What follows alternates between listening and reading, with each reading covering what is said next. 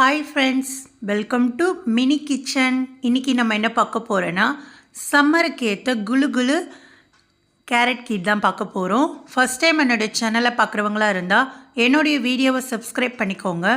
பக்கத்தில் இருக்க பெல் ஐக்கானையும் கிளிக் பண்ணிக்கோங்க.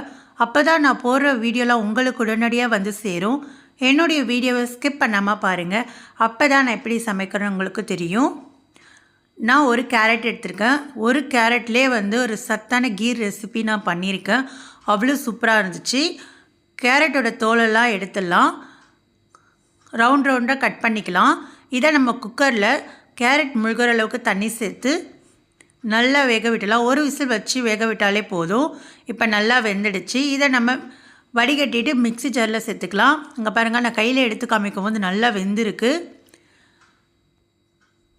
இது கூட ஒரு கிளாஸ் அளவுக்கு பால் சேர்த்துக்கலாம்.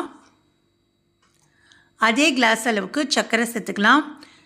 பாலும் சர்க்கரை கேரட் அவ்வளோதாங்க, ஈஸியான ரெசிப்பியில் முடிச்சிடலாம்.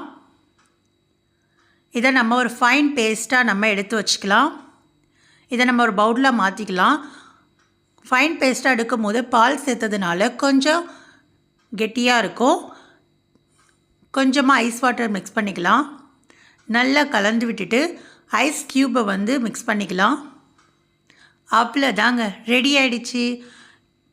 என்னுடைய ரெசிபி உங்களுக்கு பிடிச்சிருந்தா லைக் பண்ணுங்கள், ஷேர் பண்ணுங்கள், சப்ஸ்கிரைப் பண்ணுங்கள். வீட்டில் நீங்களும் செஞ்சு பார்த்துட்டு எனக்கு கமெண்ட் பண்ணுங்கள். சம்மருக்கு ஏற்ற சத்தான கேரட் கீர் ரெடி. Thank you friends.